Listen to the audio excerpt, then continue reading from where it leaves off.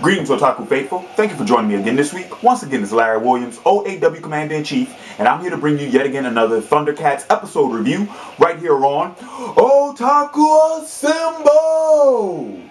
Weekly. As always, I'm here to bring you the latest in this week's ThunderCats episode review. Now, for those of you who may be inquiring about why I decided to go ahead and skip last week's ThunderCats episode review, well, the answer is simple. Ever since ThunderCats have come back from their hiatus, I haven't really been as excited for the series as I have been in the past. And the main reason for that being is because ThunderCats, for all intents and purposes, have a lot of filler episodes.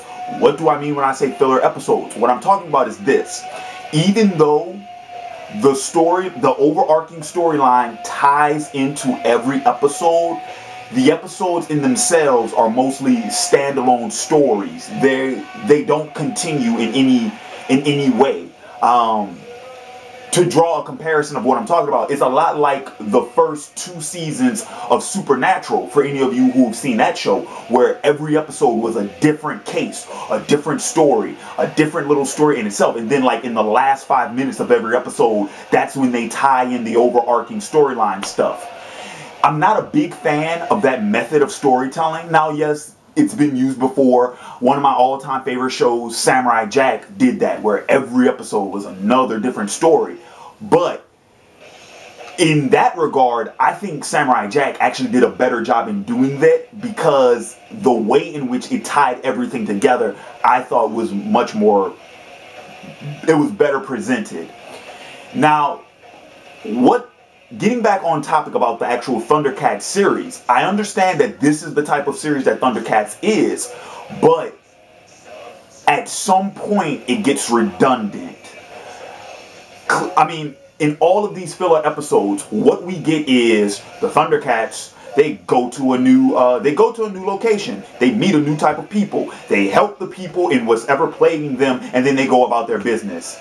Literally, that's every fucking episode. And in my personal opinion, all of the best episodes from this season has been the plot heavy ones, the plot driven ones. The first 2 episodes, the episodes with Groom, you know, the old friends episode, the episode that had the flashbacks with Mum Ra, the episode that actually was a flashback, the legacy episode. Those were all what I would consider to be the best fucking episodes. So I know I just went ahead and I rambled on for the first 3 minutes of this review, but for those of you who are wondering why the episode review wasn't uploaded last week, it's because I don't care for these filler episodes. Plus, I did a mini review of it on Facebook for any of you all who are members of the OAW Facebook page. I did like a little mini paragraph or something like that. That was a review. So, anywho, getting on into this week's review. Now, this week, same deal. Was a filler episode. Wasn't plot heavy. However, the reason why I want to go ahead and I want to discuss this week's episode is because this week's episode was heavy in themes. The themes in this week's episode were really good. This was a very well written and very composed episode. Now, this is season 1, episode 11, I believe, and the title is The Forest of Magi Oar. So pretty much a quick plot synopsis of what this episode's about. Once again, Lion-O and the ThunderCats, they go to a new location. This time it's the Forest of Magi Oar, and they meet a new people, who I believe are the, what the hell was their names? Was it were they called woodcutters? I believe that was their name. Anywho, but this group of people, they are, in essence, they are paper magicians. When I say paper magicians, this is what I mean. They use a magical art through paper. And yeah, that's how their art works. It's a lot like how Conan from Naruto, their powers work a lot like hers, where her ninjutsu and her genjutsu, she used paper. It's basically that. That's pretty much what it is. For any of you all who are Naruto fans and you know of the character of Conan, that's pretty much what they do. However, okay, so once again, new location, Forest of Magi Oar, new people, the woodcutters. Who is plaguing them? I believe his name was Velcor or Velkior. And pretty much what he is, he's a giant winged beast. Now, I do want to throw out there that I've seen this character before. And this is another one of the characters that's the throwback to the old series and the throwback to the old cartoons of that generation. Because I've seen him before. I've seen that character. I can't remember exactly where I've seen him before. I don't know if it was in the original ThunderCats series or if it was in another series, but I've seen him before. Definitely. When I saw him, I was like, hey, I know that guy. So anyway, so he apparently is plaguing the woodcutters. I need to stop calling them woodcutters because I'm not exactly certain that's what they're called. But that's what they do. They're woodcutters. Why? Because how do they get their paper? They cut down the trees in the forest. And they use that to build a school for others like them where they can teach that magical art too. And they also build a paper mill that would allow for them to create more and more pieces of paper and thereby supplying, giving them the ammunition to use their art. Now, they are plagued by Velkior, however the hell it's pronounced, because he apparently is trying to destroy the mill. But they need the mill because without the mill, they can't use their art. They can't create paper, they can't create their art. And in the process of getting swept into this whole little conflict like the ThunderCats always do, you know, of course, they have to help out their new friends. They have to save them from whatever's plaguing them. They have to liberate those people from the antagonist force in that week's episode. However, Lionel discovers that Velkior is not the antagonist. He is actually the hero in this week's episode. The woodcutters are the antagonists. Why? Because they are cutting down the forest. That is a very sacred forest. Those trees are living beings, and they are cutting those trees down to create paper so that they can become more powerful. Our winged guardian of the forest, as I will refer to him in this review, he, like I just said, he's been protecting that forest for hundreds of years. He allowed the woodcutters to come in because he does admire their craft, and he believed that they could thrive in that forest. However, the headmaster, whose name I cannot remember, something like Zek or Zed or some shit like that, he wanted more power. And so, of course, he created the mill so that he could get more paper and therefore getting more power. And throughout the episode, pretty much the lesson that Lionel learns in this week's episode is that do not take things for face value. You have to look, you know, Lionel has been having difficulty with the sight beyond sight ability. He's still having difficulty with it. And in this week's episode, he learns to look beyond what you perceive as the truth. Look at things beyond face value. Do not take things for face value. Or, to add a very nice literary touch, do not judge a book by its cover. I'm sorry, I had to throw that out there. Because if you weren't thinking that shit, if you saw this episode and the whole thing with the paper and the trees and shit like that, and you weren't thinking about Lionel's lesson being, don't judge a book by its cover, come on, man, it's a little bit too obvious. Is it cliche? Yes. But that is one of the themes of this week's episode. And it's a very powerful theme. It's a very powerful theme. That's why I had to throw that out there. Now that I've gotten the synopsis out of the way, I want to talk about the themes in this week's episode, because this week's episode had very good themes. Like I said, do not judge a book by its cover. That is the first theme. The second, and probably the most powerful theme of the episode, is the nature versus industrial conflict. That age-old conflict of you know, the industrial society, especially for us in America, you know, the capitalist society, the machine, the new technology that is destroying the natural, the old, the good, the pure, the reproducing, the purifying essences of nature, you know, and it's such a powerful theme. The whole the whole environmental awareness. That's it. The environmental awareness is very prominent in this week's episode. And it appealed to me. Why? Because one thing you guys don't know about your good old commander-in-chief, he's a tree hugger. I am a tree hugger. I take that shit very seriously. I take that shit very, very seriously. And, you know, the type of media that I'm attracted to, you know, that's a very powerful thing for me. One of my all-time favorite movie is Hayao Miyazaki's Princess Mononoke, which is all about the environmental awareness theme out of the fucking yin-yang. And it's about these great guardians, these great spirits that are trying to preserve what is natural. Also, if you guys didn't notice, for any of my Avatar The Last Airbending fans, the actor who does the voiceover for Velcor or Velkior in this episode is the same one that does the voiceover for the owl spirit in the library episode in season 2 of Avatar: The Last Airbender. I'm trying to remember the owl's name, the character's name.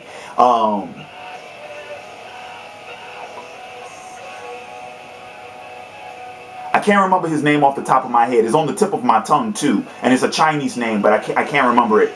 But yeah, I thought that was a really nice touch. Why? Because you have the same voice actor embodying the same type of character, this great animal spirit who is preserving something that is precious, and he's protecting it from being misused by man. In the Avatar: The Last Airbender episode, the library, he was protecting the knowledge that he had from keeping it from men who want to misuse said knowledge. And in ThunderCats, that same type of character is he's protecting the forest from people who are cutting down trees. So I really like that touch. I really liked how that worked.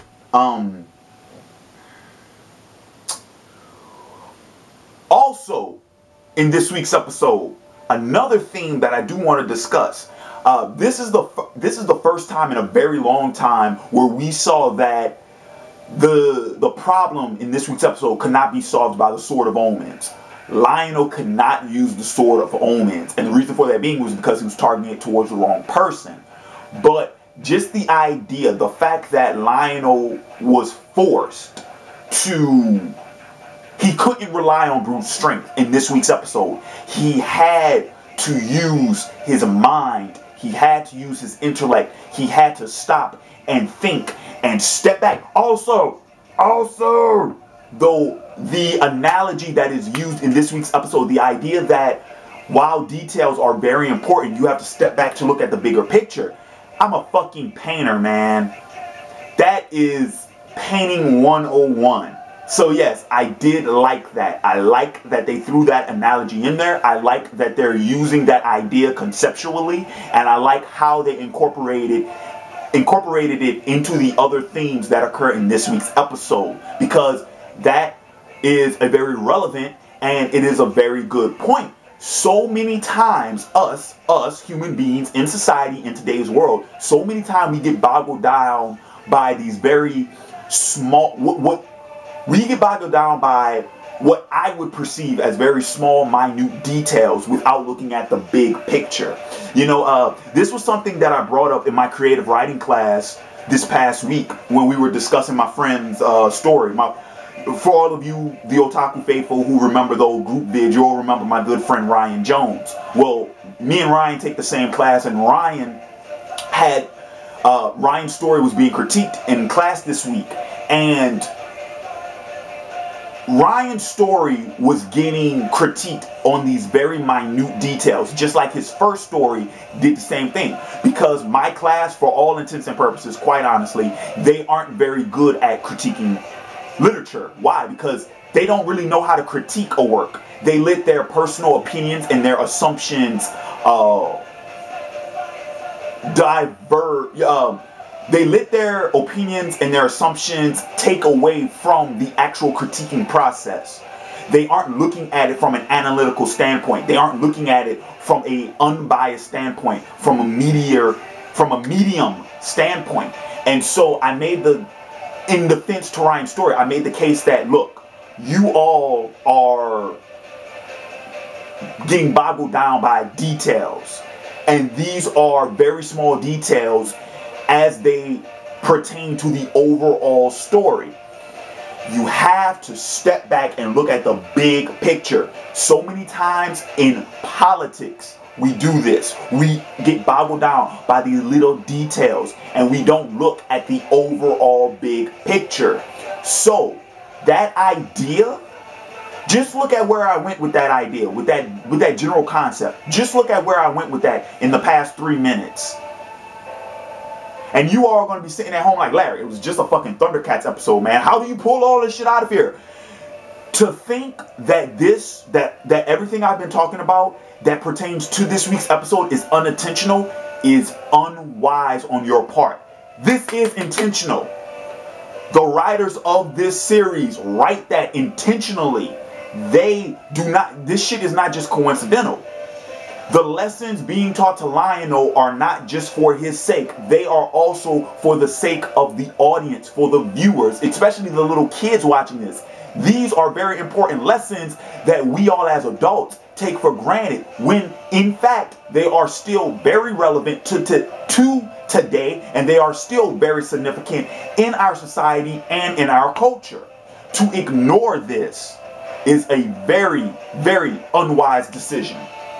So that's why I really wanted to talk about this week's episode, because the themes were so fucking good.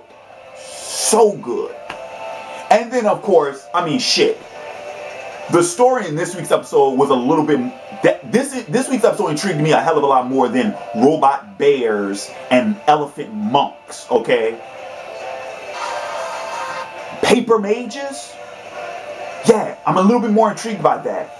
Not to mention also that the art, well, have any of you all noticed that it seems like the artwork in these last couple of episodes is dwelling much more into the anime style than before? I mean, we know that this series is created in the anime style, but what I'm saying is certain cliches about the anime art style are being pushed pretty damn heavy in these last few episodes. I just noticed that. How like Lion-O and that, like the noses will appear very thin, almost transparent at times. The eyes will get really like oversized. The hair won't move. It'll just stay stuck. These are just a couple of things I've been noticing about where they've been taking this series from an artistic standpoint.